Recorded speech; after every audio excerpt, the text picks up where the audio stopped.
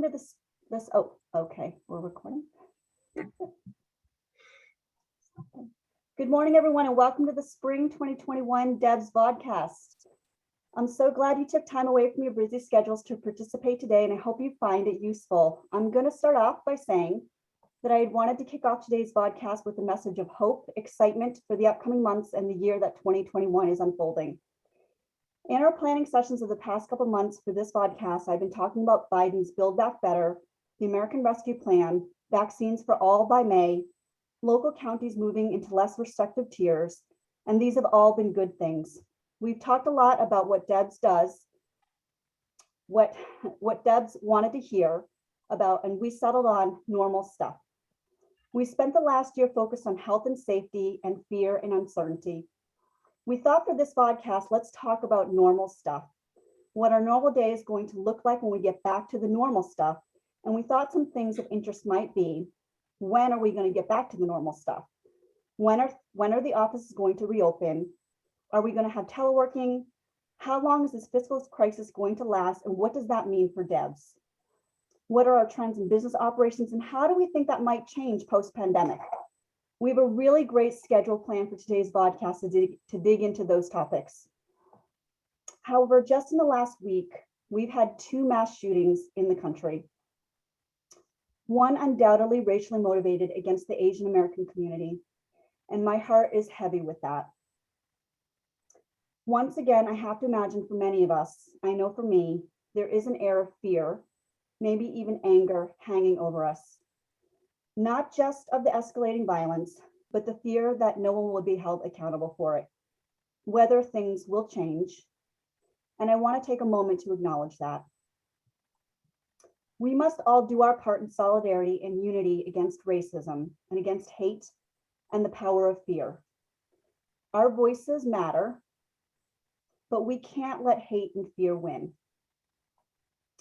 That being said, I don't want those acts to steal the spotlight from today's session. These podcasts are intended to be a forum to make sure that you are informed and that DEBS leadership can understand and communicate what's important to you. So, we are moving forward today with our planned agenda. Please feel free to submit questions through the Q&A feature, and we want to make sure to address some of those questions after each speaker segment today.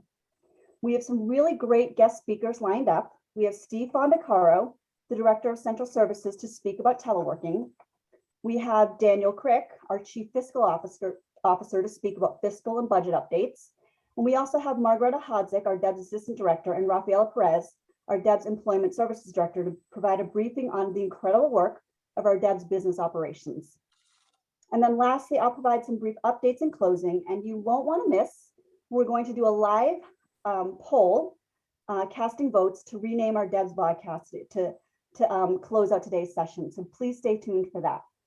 So without further ado, I think Steve's actually held up in a space committee session. He will be joining us. So we're actually going to start today with Dan Crick, our Chief Fiscal Officer. So Dan's been our agency's Chief Fiscal Officer since Julia Wyman retired last June. He's been phenomenal in helping us navigate what's been a fiscal crisis during the pandemic. He took over in the middle of a pandemic. So he's been doing an incredible job with that. So thank you so much, Dan. So I'll hand it over to you, Dan. Oh, and Dan, I think you're on mute. Yeah. Yes, I try to keep it on mute a lot of times, and you know, because I have dogs and stuff. So hopefully they won't interrupt today. Yeah, thank you, Angela, for that introduction. I'd just like to say I'm really thrilled and honored to be invited on this podcast today. Just a little background about myself. I've been with the counties for 31 years, even longer if you count the extra help going back to 1988. I originally was at probation for about 12 years before coming to social services in 2000, and I've been in FMS since then. I worked my way up through, essentially started as Associate Management Analyst A, and then just worked up through the ranks there. And this past summer, when Julia left, I saw this was an opportunity for me to seek further growth. Also, under circumstances, I was deeply concerned about what would actually happen to the organization, because both the fiscal issues that we had, but then the pandemic also. And so I felt that I had to step in and try to navigate this through.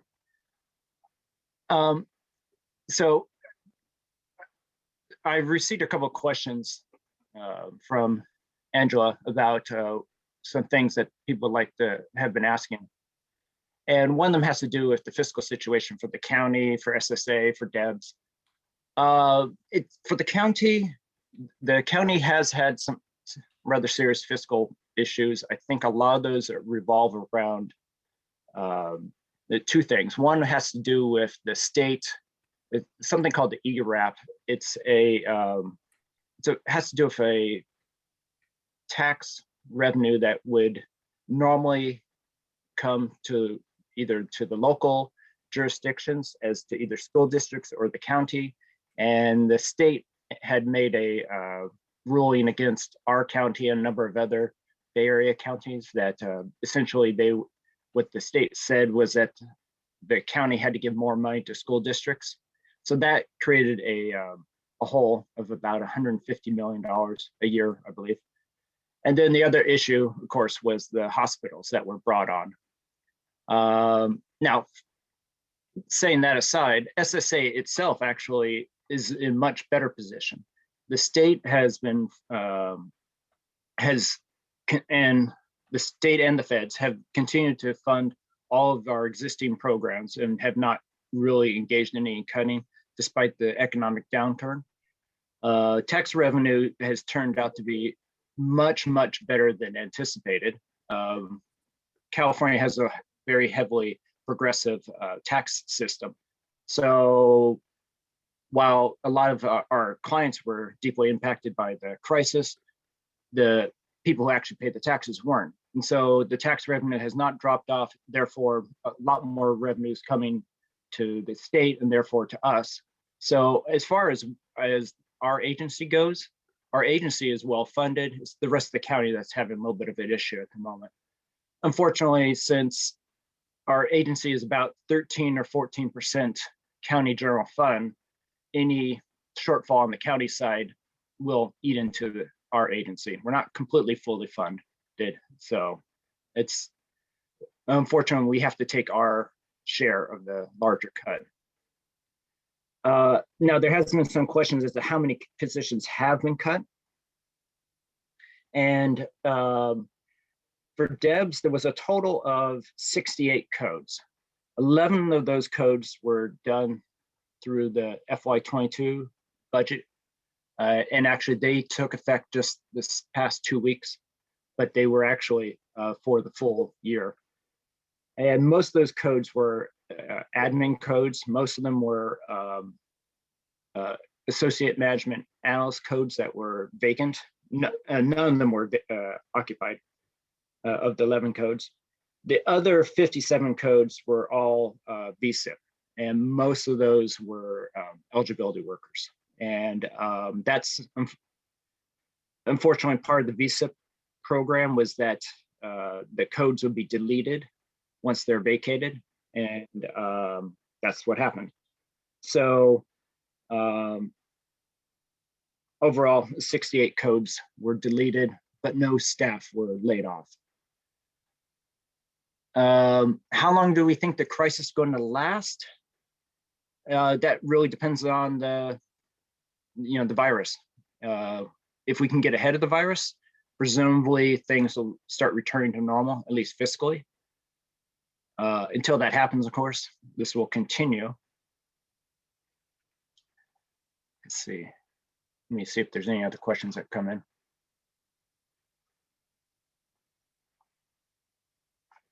Excuse me 1 second. My team seems to have disappeared on me.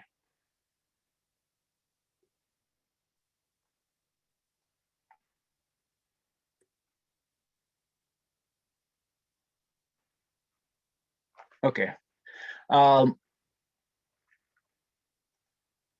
a couple of, just to give people a little bit idea where we are in the timeline for the budget.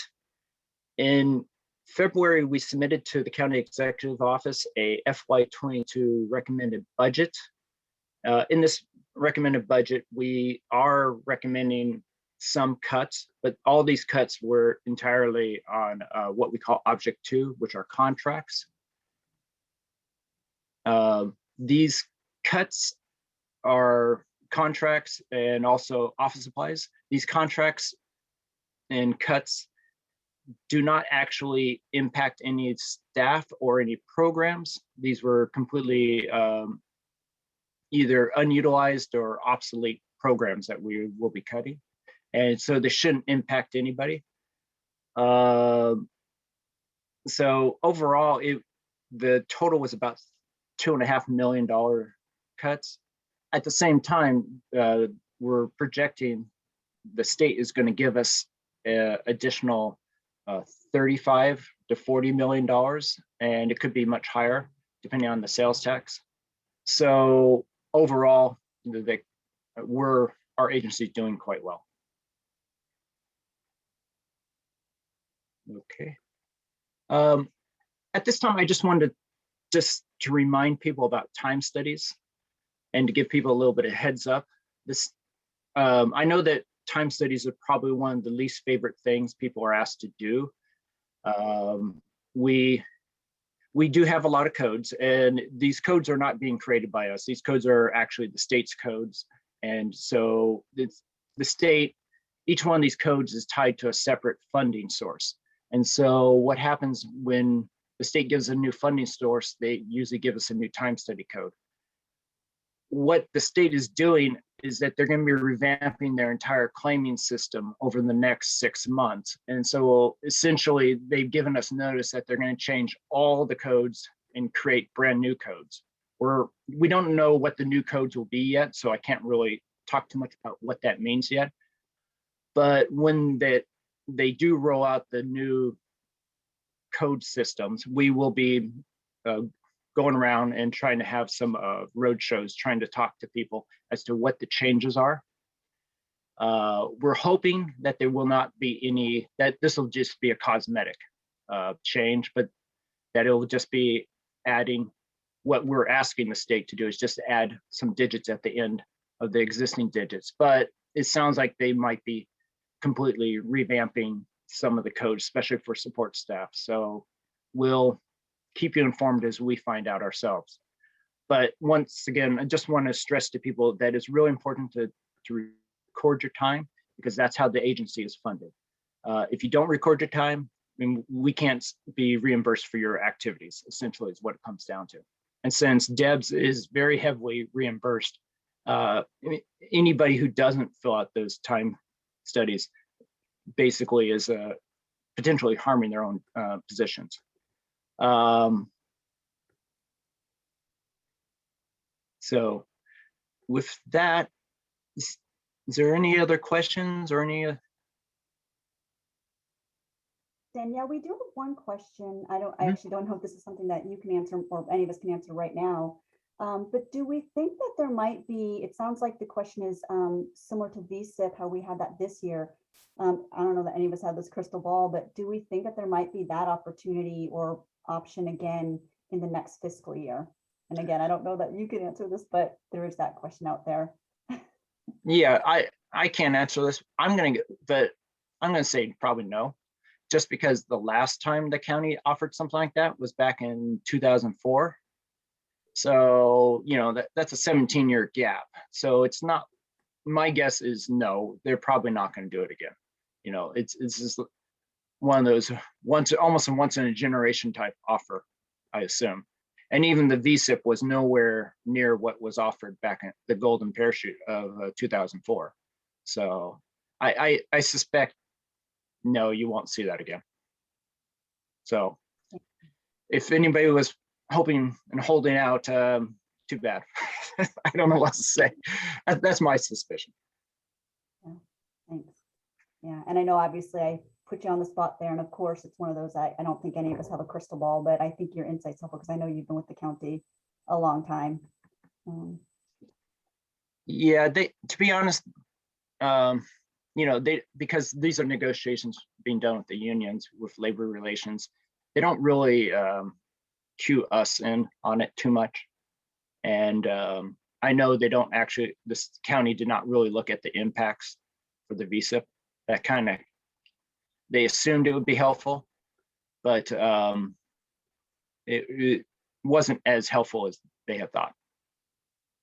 Because unfortunately, the people in the rooms aren't necessarily the people who are doing the financing. So. Thanks so much, Dan. I'll put another call out if there's any other questions for Dan before we let Dan move on. Great.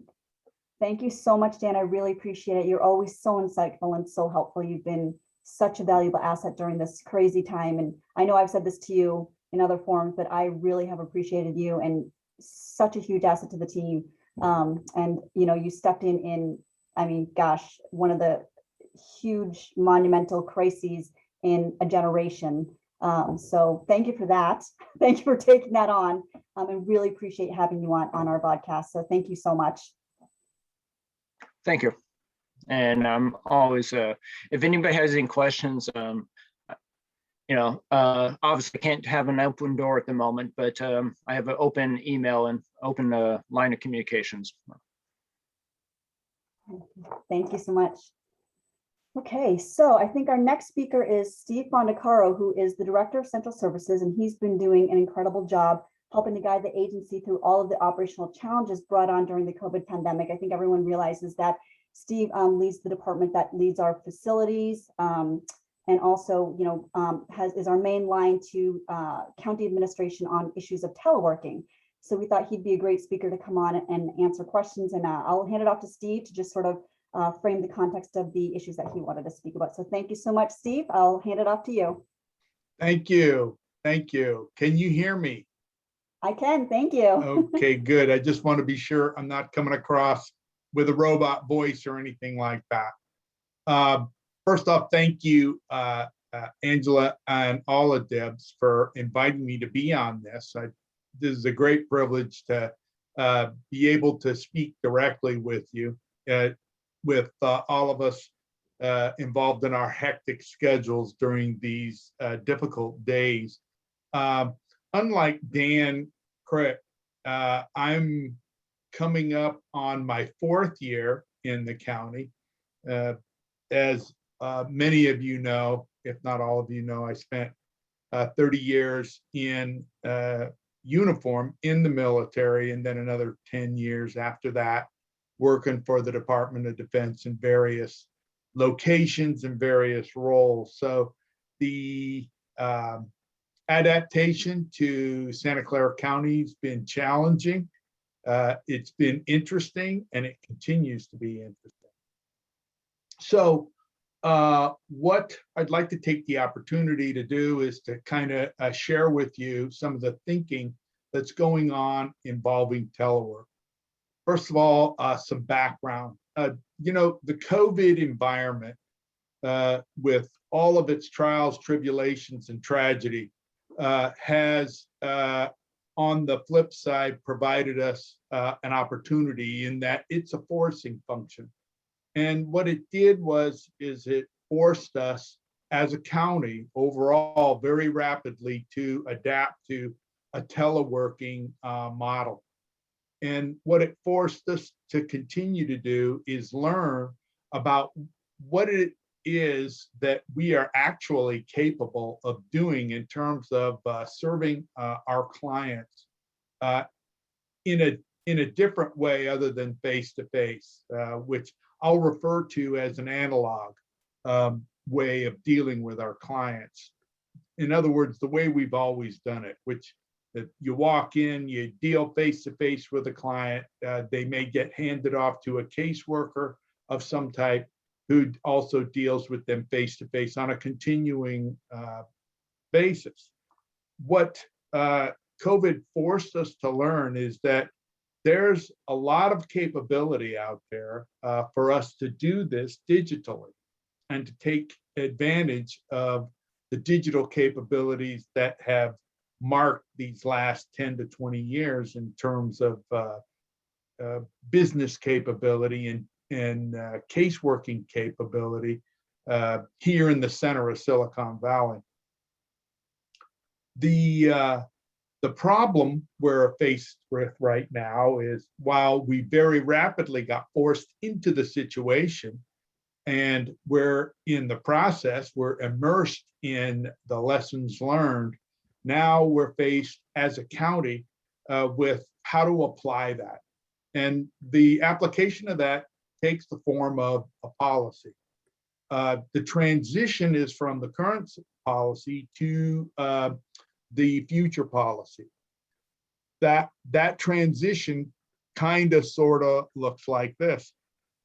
The current policy, as it's written, is strictly a worker to management request format. In other words, I'm a worker, I want to telework.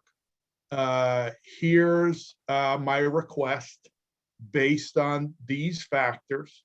There are conditions that go along with that request that I have to meet and management has to agree to.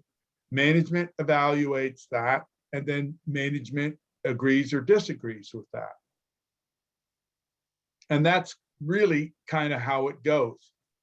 And of course, the option is to return to an analog format at any time management feels that it's a requirement. Of course, going along with that, there's a recall with 24 hours notice. There's a clause in there that allows a supervisor to physically inspect your telework location with 1 to 2 hours notice. All kinds of small things in there that frame how the telework policy, if approved, is implemented.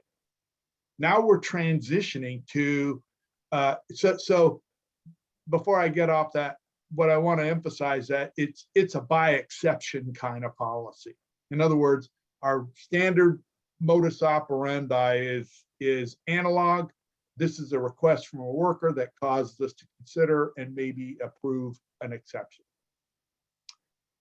What we're looking at when it comes to implementing lessons learned from the COVID experience is one that involves the county and the agency accepting as its new way of operating a certain level, a certain percentage, if you will, of its workforce, of its operations being conducted via telework.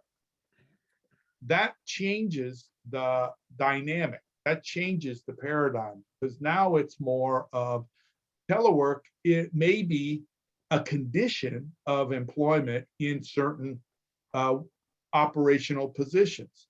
It's no longer a separate request by somebody to someone else, to management. This really changes how we approach it. This is now something that has union implications. It has budgetary implications. It has operational implications, depending on where you work, whether that be in the Department of Family and Children's Services, the Department of Aging and Adult Services, even in the agency office, and of course, especially our largest, DEBS. So where we're at right now is trying to formulate what this looks like from a county level, because what we're talking about is a county program. You're talking about not just SSA, you're talking about every agency and department in the county trying to implement uniformly a telework policy that is now part of how we operate as a county. Significantly complicated as you transition from one to the other. This will involve a separate individual operational analysis by each department and agency of all the operations that they conduct, and to determine whether or not telework is, based on our experience, whether telework to a 100% degree, to a 0% degree, or to somewhere in between actually applies for them in the future. The implications are reduced workspace required, increased telecommunications requirements in terms of equipment and capability. It involves increased number of job positions or a decrease in job positions. It may involve an increase in job positions in one area and a decrease in others. It may call for an implementation of new job positions with newer descriptions. That is an obvious one. So what I'm laying out before you is the problem in front of management right now. What I will tell you about that is that it is being thought about, and to a greater or lesser extent, it's being tackled department by department, agency by agency. There is no update I can provide to you other than that it's being looked at. It's in the research phase right now. The next step will be for each agency and each department to outline its current options, its current vision of what telework may mean for them, and for the county as a whole to review all those, evaluate all those, and begin the crosstalk, the actual operation across departments and with unions to understand what and come to an agreement eventually on what the future of telework looks like in the county. I know that was long and drawn out. I'm sorry for it being that way, but it is not easy. And we're not treating it as something that's simple or easy. We're taking this very, very seriously, and we're going very, very deliberately. So I haven't had a chance to actually look at the chat. Let me see if there's any questions there. We do have one question. Yeah. Are we going to be allowed to live outside of Santa Clara as long as we remain in state, and telework as long as we are still able to show up to the office in person as when scheduled? Right. There are issues involved with people working out of state.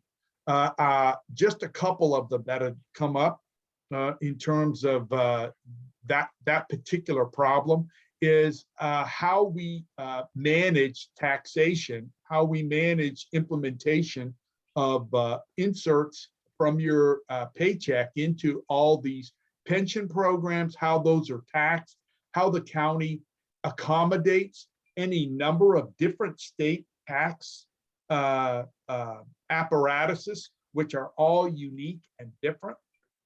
That becomes. And just to clarify, the question is if they are in state. Oh, I'm sorry. I thought it was out of state. Yeah. If they are in state, that has been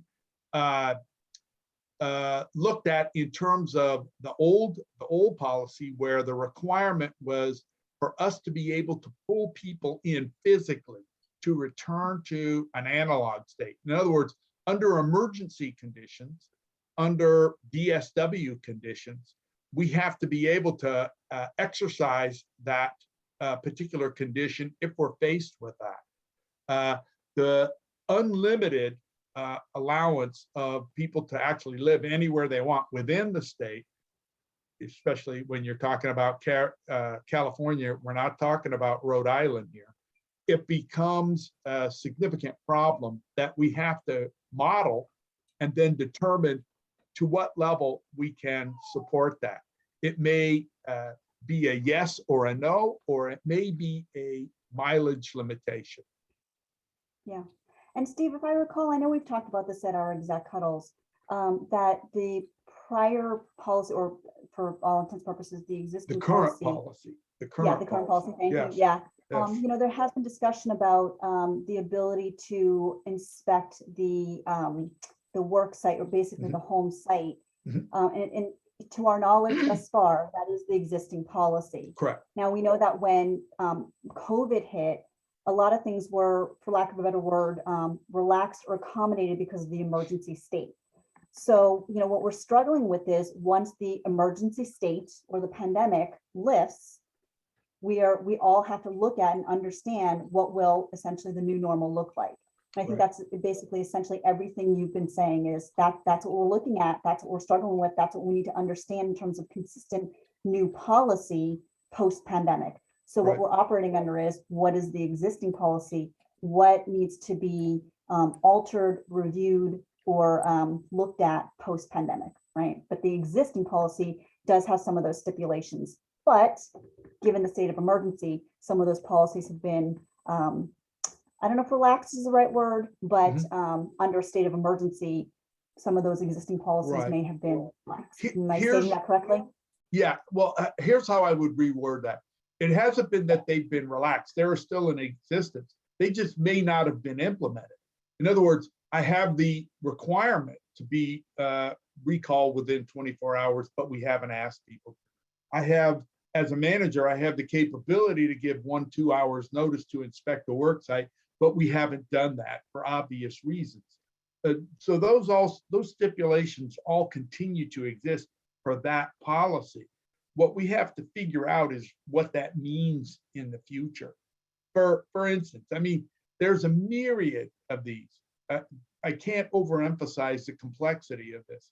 For instance, when we have management requiring a telework, if telework is part of a worker's position, let's use a DEBS worker position in a particular bureau. Maybe we have an eligibility worker, and that eligibility worker code is a telework one. So telework is the personal workspace at home a county workspace now or not? Does the county furnish that or not? Is an accident in that workspace a workman's compensation issue or not? Does the county have the responsibility to furnish and provide enough power and Wi-Fi capability in order to operate from that position or not? These are all significant issues that involve a tremendous amount of expense and additional, potentially, manpower to address. This is why I was mentioning the fact that while people sometimes in their head say, oh, telework, oh, reduced manpower, loss of positions. Actually, it may have the absolute opposite effect. It may increase the number of people we actually have to have on board to support those positions. We may have to have, where we were doing a certain function with one eligibility worker on site, we now may have to have two. So all this has to be analyzed. We have not been able to move the needle very much on this because it happened all of a sudden. We're in the process of actually performing our mission in the midst of a COVID situation, COVID pandemic. So in terms of looking at looking ahead in terms of telework and saying, what does this mean and what do we want to do about it? That is something that we're just now being able or finding ourselves able to deal with. Thanks, Steve. Looks like we have just a couple more minutes with you, but we've got one more question. We Sure. were asked, we recently completed a telework survey. Do you have any idea when we might know the results? I would have to research that for you. I didn't do that survey. I will ask the people who have sourced that. But if I recall, it was an initial survey. There will probably be more surveys in the future that deal with more of the issues I discussed here, due to the fact that if I haven't accomplished anything here, I wanted to at least share with all of you the complexity of addressing this issue. It is a paradigm shift for the county, one that I think is well worth looking at, but it is one that we can't make overnight. Yeah, and I know we put you on the spot by saying that, and that's mostly what I wanted to give you the opportunity to say, because I anticipated that there would be more surveys. Really Absolutely. appreciate your time, Steve, and I think you really articulated and explained that well, that there are so many issues to be worked out with teleworking. And I don't say that to dishearten, because I know we've talked about this a lot, and what I want people to hear is that I want to reassure people, teleworking is absolutely here to stay. It is absolutely going to be part of our business model. Steve and I have talked about this a lot. And I want people to hear that, because when people ask me, are we going to be teleworking? Is it going to be here? Is it going to stay? I think people have a nervousness that it's not going to be. We're going to go back to Monday through Friday, 8 to 5, whatever the schedule is. And people, I hear you, and I hear people saying that teleworking is a great, schedule or option. I don't know the right word to say it. And, you're fearful that it's just not going to continue. It is, but the key thing is it has to work into the business operational need of the people we serve and how we conduct business. That is the key thing. And all of the complex issues of how we work it into our business models, as Steve explained, that's the devil in the details. But I don't want you to be concerned that that's code for that we can't get it to work. That's not the issue at all. No. It's just we need to figure out how to get it to work. Right. But certainly, as the pandemic has shown, and everything over the past year, it does work, and we are going to get it to work. Yes. And that's why I wanted Steve to come on today, so you could just hear about the details of what needs to get worked out. But certainly, as the last year has shown, it works. We're going to get it to work. It's just the things that we need everyone's involvement to figure out those things to make sure it works. And that's really just the message we wanted to convey. So Steve, thank you so much for helping me just to explain to people those complexities so we can all get together and figure out how to make it work. Right. Thank you so much. Yeah. Thank you, Angela, for allowing me to be a part of this. And the last message I'll leave all the DEBS people here that are listening to this is that you are a integral component, a critical component in helping us get to the right solution. You are a part of this. And if I've done nothing else, hopefully I've helped you understand the details of this so that you can help us work through this problem. We're going to craft this solution together, and you're an integral part of it. Thank you for allowing me this time. Yes.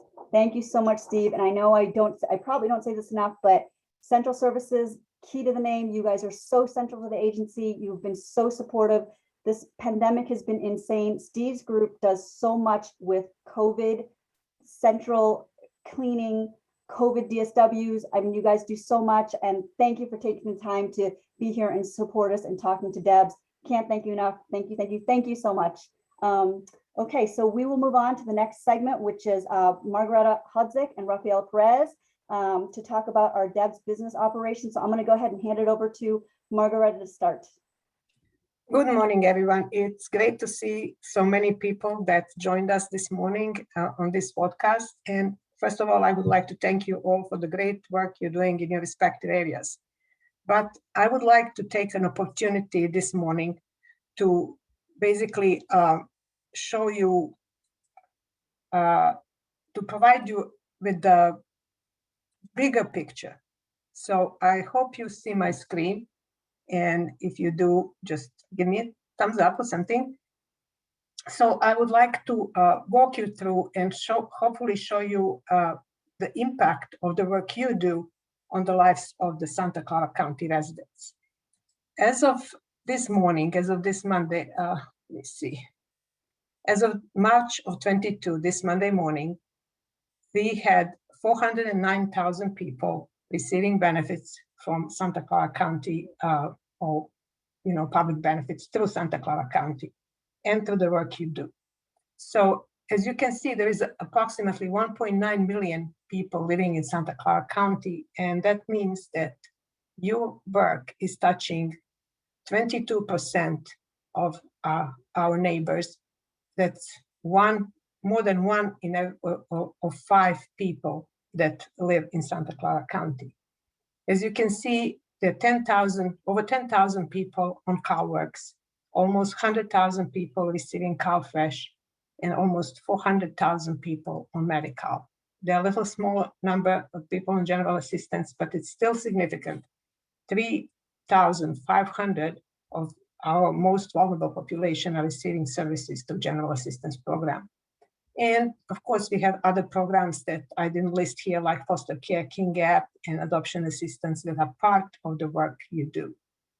So I'm showing you just to provide you with an idea how your work is important and what you do is really, really impacting the lives of people in Santa Clara County. Also, I would like to take a look back in the past year, the year of COVID, as we call it. And during the COVID year, you see that we received a lot of applications for public benefits. Usually during the regular normal year, we receive between 9,000 and 10,000 applications a month. But when COVID started, we started receiving so many of more applications, especially for CalFresh benefits. So if you look at this yellow line here, you see that applications for CalFresh, they're usually between 3,000 and 4,000 a month, skyrocketed in the month of April to double 8,000 applications a month. And then they stayed above the average all the way through September of this year. And then they went to the average for a couple of months, and then they spiked up. So what does it tell us? It tells us there is a heightened need for food benefits in our county, and also tells us that even though we were impacted by COVID, not just our neighbors, ourselves as well, we went to telework, we still were able to process all these applications timely and put food on people's tables. Applications for Medi-Cal were a little bit higher than usual, but nothing, not as much as CalFresh. The only spike we've seen was during the open enrollment period, what is November, December, January period. And that's usual and that's normal for any year. And application for CalWorks and general assistance stayed pretty much flat. Also, on your right-hand side, I would like to show you how our need for our services increased during the COVID year. So besides CalWorks that stays pretty much flat, we are serving much more people in CalFresh, from 10,000 more people than we served last year in February. And we are serving over almost 50,000 more people in Medi-Cal than we did in February of 2020, and about the same number of people in general assistance. So this is just a bigger picture, and just wanted to give you an opportunity to look at the data yourselves. And I'm sure that many of you know how to find the DEBS data information in our internet, but for ones that are new and don't know that, you can go to Department DEBS and then DEBS dashboard, and you will find a plethora of dashboards, ones that are general ones that I just show you, the bigger picture that applies to all programs and all departments, in all bureaus, and then specific ones for every single bureau. So you can go yourself and look at the great work you're doing and also your colleagues are doing. So If you have any questions, if there is no questions, I will give it to Rafaela to talk a little bit about employment services.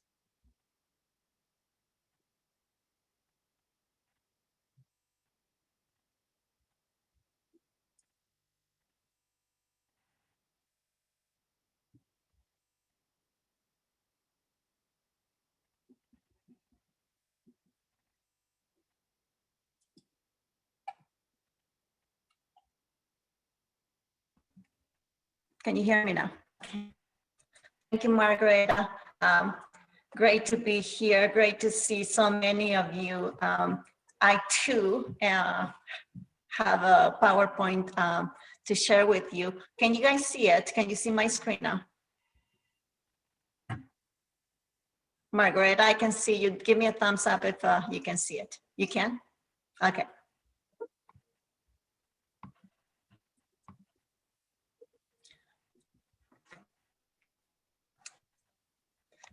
So again, thank you for joining us this morning. And today, I just wanted to take a minute to really not only thank you for all the great work you have done during this time, but really in employment services for really going above and beyond. Through this time, you have been providing all the required services, but also going above and beyond of those of being the local and state. They just highlight those things that are above and beyond our ongoing casework and services to our clients. One of the things that employment services really focus on is keeping our clients engaged. And how do we keep our participants engaged? Well, when they don't have connectivity. So one of the things that you did throughout this past year is really providing those services, whether it was through connecting them to the San Jose Library for free resources. One of the things that I really wanted to highlight today is you made over close to 7,500 individual payments. And these are manual payments where you're opening every single case and issuing a payment. And that totaled almost $4.5 million that we infused into our community, that we help our families. And this funding was meant to keep the participants connected and keep them housed. So these are mostly your payments that you did to for computers, internet, the majority for housing, being the homeless population. The other thing above and beyond is our intern and earn program. We did hear quite a bit in our last podcast we heard from Liza, very details on intern and earn. But one of the things that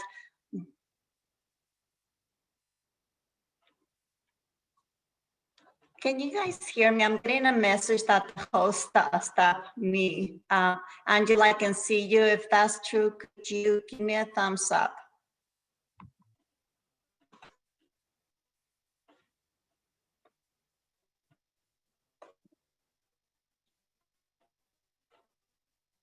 Can you hear me?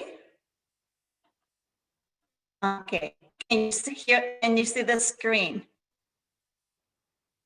Okay, I'll continue. I got a message that the host stopped my my connection, so I'm not quite sure what happened here. But anyway, so the intern and earn, while in our typical year we had a big summer recruitment.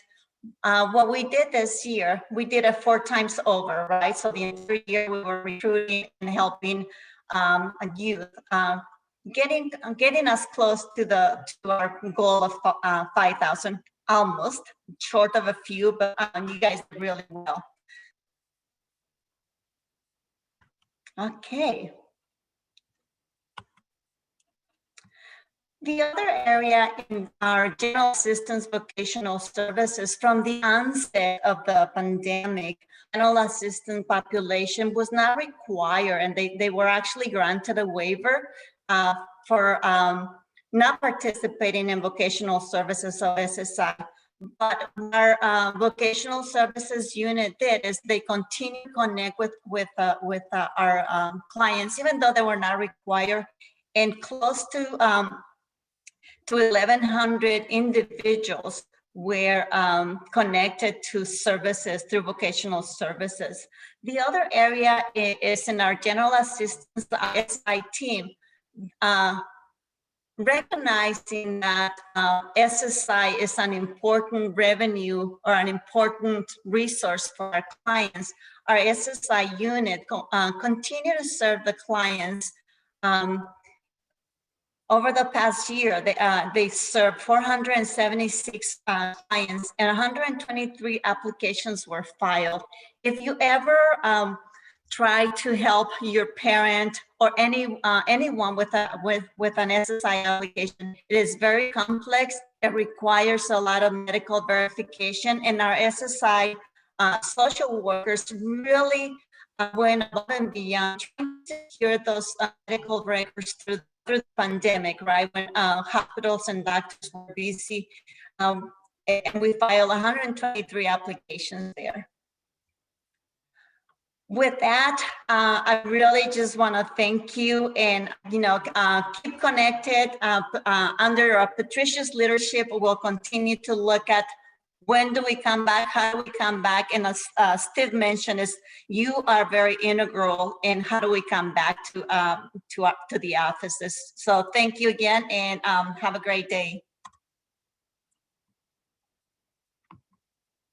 Back to you, Miss Angela. Great. Thank you so much, Rafaela. Thank you so much, Margareta. Really appreciate you guys giving that update. Always great work being done in the department, and I'll always love to highlight that.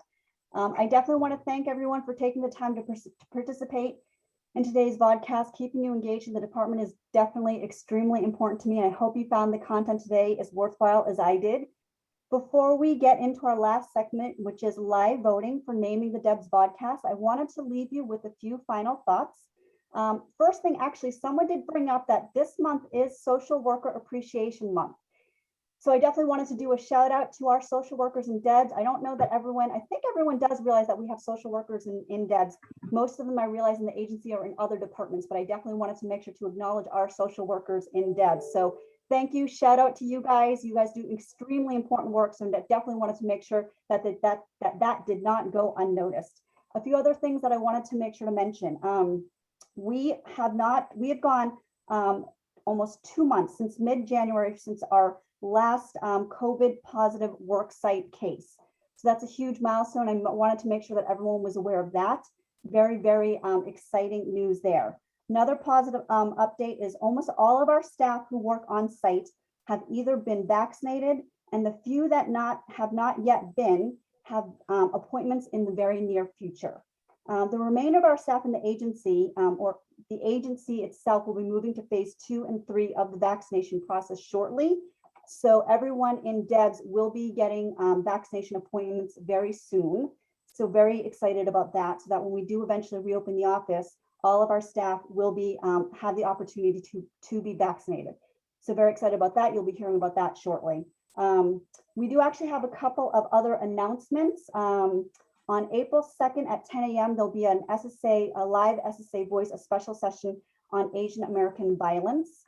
On April 22nd at 2:30, there's going to be an SSA-wide virtual social event from the Employee Engagement and Wellbeing team. So those are a couple of announcements we wanted everyone to be aware of. So I believe the April 2nd SSA Live Voice event information has already gone out, but definitely be on the lookout for the April 22nd SSA-wide virtual social event. That information should be coming out soon. So last but not least, we do have a live poll to rename the the DEBS Vodcast. So I think, Anita, you're going to bring up the poll for that. Okay, great. So the poll should be up. So we'll go ahead and let you guys start the voting on that. And we've got 4 options: DEBS Direct, DEBS Live, DEBS Connect, or DEBS Vodcast.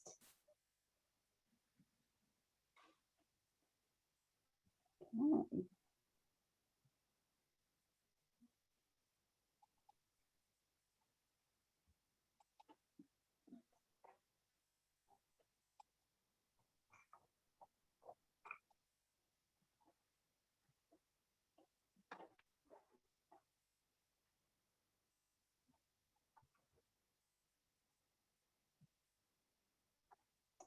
I'm gonna let it reach. We're almost at about 78% of people voting. I think we usually let it reach about 80%. So we're almost there. About 164 out of 206 people have voted.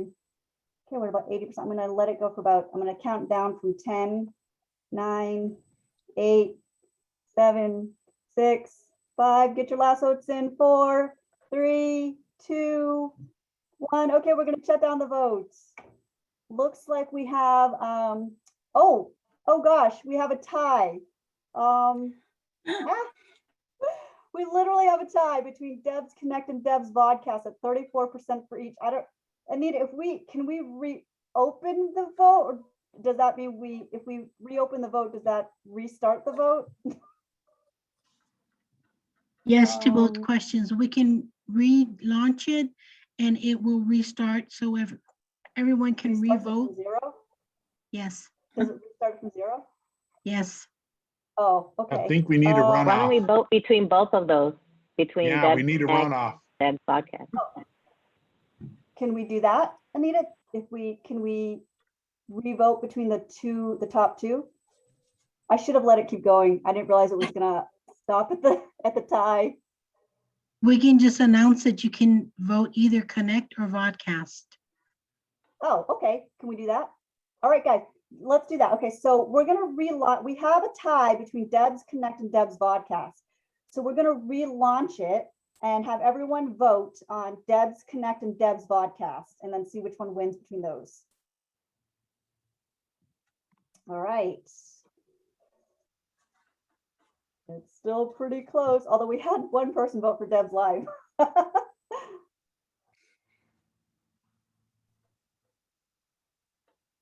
Okay, I'm gonna let it get up to about 80% before we stop it.